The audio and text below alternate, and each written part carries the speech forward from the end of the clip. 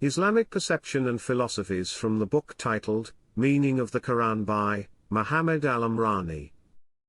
And do not follow the errant views of people who have gone astray aforetime, and have led many astray and are still straying from the right path. 577. This Qur'an leads the way to all that is most upright, and gives the believers who do good deeds the glad tiding that theirs will be a great reward. 17:9. Philosophy 1 is stagnant, cold, dry, and addresses one faculty of the human whole, namely, his mind, and that explains why it did not have much usefulness for mankind, and as William Durant II predicted in his Mansions of Philosophy, it is in its way to death in half a century. It became atheistic, nihilistic and exhausted, and no longer attractive save to the enslaved in the world who believe in nothingness and seek somethingness to satiate their hunger for their maker. Yet some of the defeated thinkers in the Islamic world who are parasites on the 18th and 19th century intellectual table of the West continue to philosophize. 1. Islam advises its followers not to venture and delve into two subjects, nature of God, and nature of predestination, inasmuch as those are beyond the reach of human perception, and do not pursue anything of which you have no knowledge. Verily, hearing and sight and heart, all of them, will be called to account for it. 17:36, and venturing into them will often lead to mere guesswork and anthropomorphic metaphysical extrapolation and empty speculations.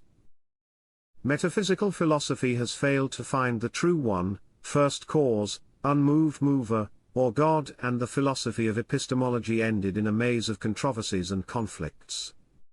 Some of the issues discussed by philosophy are the relation of faith to reason, the existence and unity of God, the object of theology and metaphysics, the problems of knowledge of universals, and of individuation. For more, see, if you wish, Abbas al-Akkad, God and Syed Qutb's Pillars of Islamic Perception. 2. Philosophy has gone to the ashcan of history, but some, like atheist Julian Huxley, who advised mankind to contemplate science to satiate their zeal for God, William Durant suggested the pleasures of philosophy in place of religion. In his Religion Without Revelation, Julian Huxley suggested that humans could find an outlet for their religious zeal in contemplation of their own destiny, rather than in theistic creeds. Bernard Lewis suggested music. Note how he was made General Director of UNESCO despite his blemishes and heretical remarks.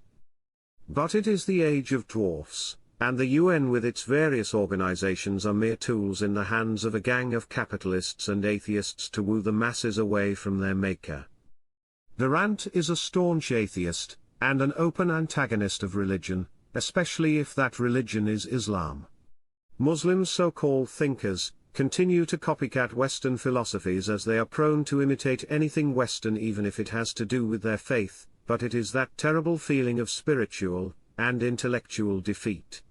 As the Apostle of God said, "You shall follow the ways of those before you step by step." Bukhari. 3. Nihilism is defined as a belief in the non-existence of truth. The philosophy of nihilism has found its place in modern Western literature, and art movements such as Surrealism, Cubism, and Dadaism embrace it openly. In music it has taken the form of punk rock, whose chaotic song patterns and morbid, or obscene lyrics depict life's meaninglessness and immorality. Because the cursed West no longer believe in anything, their propaganda machine has spread the false notion that nihilism is compatible with scientific objectivism, and an alternative to the so-called mythos of religion and supernaturalism, and led many to believe that philosophical nihilism represents an intellectual advancement. Notice how Arabic music, for instance, is slowly becoming nihilistic. Often in a mere show to appear versed, cultured, and sophisticated in this age of dwarfs, and the subject is taught in universities and colleges across the Muslim world. Scanning the history and writings of philosophy, and comparing its thoughts, views and perceptions to those of the Quran, one cannot but be amazed. How could such nonsense, uncondonite jumble come from a philosopher? But when one recalls that all they had, and have, in their disposal is but that little brain which is bound by time and space, and that they thrusted themselves in spheres beyond the realm of human perception and imaginary, such amazement fades away. Of the four branches of philosophy, metaphysics, epistemology, ethics, and aesthetics, we will concern ourselves with its metaphysics and epistemology as it is the subject pertinent to scope of this book, and will start with a brief discussion of the history of Western metaphysics and its influence on Islamic philosophy, and will show the Islamic perception, then move on to epistemology. Ought to be emphasized that Islam encourages pursuit of knowledge, and utilization of reason in understanding the world and the nature of reality. However, it warns against philosophical speculation that goes beyond the boundaries of Islamic belief and morality. Though the Qur'an emphasizes the importance of reason and reflection in understanding the signs of God's creation, it admonishes indulgence in philosophical speculation that transgresses the limits of human intellectual and mental capacity, and warns against delving into spheres and realms that are beyond the comprehension of the space and time-bound human being, such as the essence of godhood, nature of predestination, etc. The Qur'an highlights the significance of reason and contemplation in comprehending the signs of God's creation. Plato said God is transcendent, the highest and most perfect being, and one who uses eternal forms, or archetypes, to fashion a universe that is eternal and uncreated. The order and purpose he gives the universe is limited by the imperfections inherent in material. Flaws are therefore real and exist in the universe, they are not merely higher divine purposes misunderstood by humans. God is not the author of everything because some things are evil. We can infer that God is the author of the punishments of the wicked because those punishments benefit the wicked. God, being good, is also unchangeable, since any change would be for the worse. For Plato, this does not mean that God is the ground of moral goodness, rather, whatever is good in and itself. God must be a first cause and a self-moved mover, otherwise there will be an infinite regress to causes of causes. Plato is not committed to monotheism, but suggests, for example, that since planetary motion is uniform and circular, and since such motion is the motion of reason, then a planet must be driven by a rational soul. These souls that drive the planets could be called gods. 1. Where does Plato get this concept of God? Nothing but mere speculations. The Qur'an says that God created the universe out of nothing, ex nihilo, not as Plato claimed it was uncreated. Aristotle held that God was the unmoved mover. He said that God, being perfect, didn't move, but attracted other things to himself. For Aristotle, the cosmos was itself eternal, because otherwise the unmoved mover would have had to create something, and to create something would have been to acknowledge that something was lacking, but perfection would not lack anything. Aristotle said, the unmoved mover could only think about itself. Why? Because for perfection to think about anything other than perfection would be an imperfection. God, for Aristotle, was pure thought thinking about pure thought. One Bertrand Russell said in The Philosophy of Logical Atomism, the point of philosophy is to start with something as to seem not worth stating, and to end with something so paradoxical that no one will believe it. Nietzsche said, philosophers are not honest enough in their work, although they make a lot of virtuous noise when the problem of truthfulness is touched even remotely.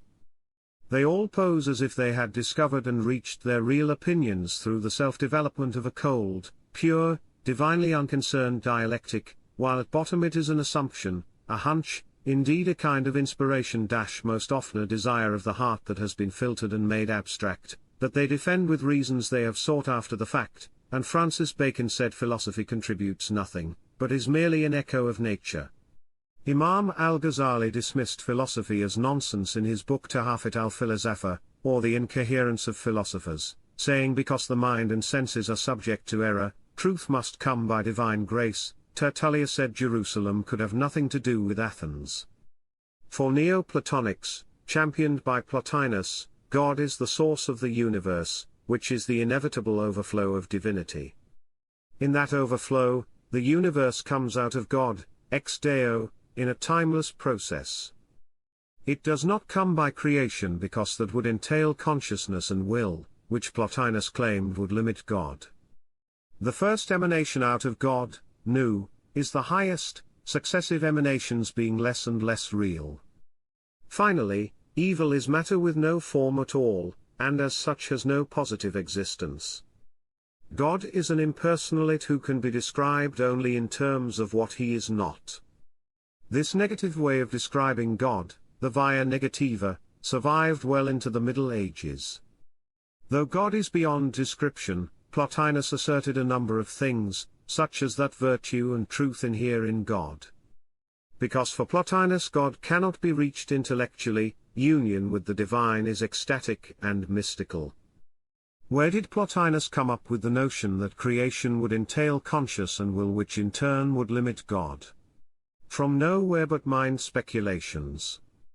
The Qur'an is clear that God creates what he wants when he wants how wants, and his will is not limited nor bound by anything. Influenced by this speculation and not by the Islamic perception, Al-Farabi held that universals are in things and have no existence apart from particulars. Objects are contingent in that they may or may not exist, they do not have to exist. Therefore there must be something that has to exist that exists necessarily to ground the existence of all other contingent things. This being is God. The world evolves by emanation, and matter is a phase of that process. The potential in matter is made actual, and over time God brings out its form. Thought is one emanation from God, and through it knowledge arises in humans. The actualized human intellect becomes an immortal substance. Ibn Sina, or Avicenna as he is known in the West, was influenced by Platonic thoughts and distinguished between God as the one necessary being and all other things, which are contingent. The world is an emanation from God as the outworking of his self-knowledge. As such it is eternal and necessary. God must be eternal and simple, existing without multiplicity. In their essence, things do not contain anything that accounts for their existence. They are hierarchically arranged such that the existence of each thing is accounted for by something ontologically higher. At the top is the one being whose existence is necessary. From contingent things we come to know universals, whereas God knows universals prior to their existence in things. As apparent, Ibn Sina was not influenced by the Islamic perception, and his views are vehemently rejected by Islam. The world exists by the will of God alone and not as he and Plotinus claimed, and it is not autonomous but in utter submission to its creator. Ibn Rushd I, or Averroes as he is known in the West. 1. The history of Islamic philosophy is complex, but in general, it started with the translations, though incomplete, of the work of Plato and Aristotle. Below is a brief history of so-called Islamic philosophy which is alien to the Islamic concepts and perceptions.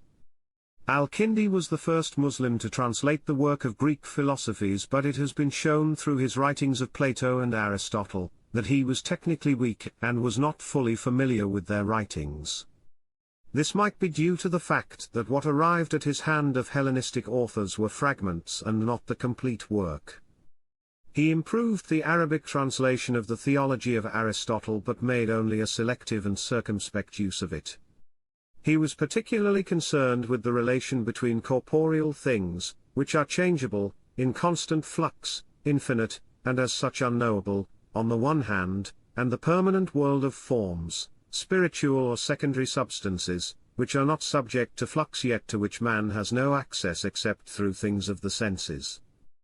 He insisted that a purely human knowledge of all things is possible, through the use of various scientific devices, learning such things as mathematics and logic, and assimilating the contributions of earlier thinkers. The existence of a supernatural way to this knowledge in which all these requirements can be dispensed with was acknowledged by Al-Kindi. God may choose to impart it to his prophets by cleansing and illuminating their souls and by giving them his aid, right guidance, and inspiration, and they, in turn, communicate it to ordinary men in an admirably clear, concise, and comprehensible style. This is the prophet's divine knowledge, characterized by a special mode of access and style of exposition. In principle, however, this very same knowledge is accessible to man without divine aid, even though human knowledge may lack the completeness and consummate logic of the Prophet's divine message. Reflection on the two kinds of knowledge, the human knowledge bequeathed by the ancients and the revealed knowledge expressed in the Qur'an, led Al-Kind to pose a number of themes that became central to Islamic philosophy: the rational metaphorical exegesis of the Qur'an and the Hadith, the identification of God with the first being and the first cause, creation as the giving of being and as a kind of causation,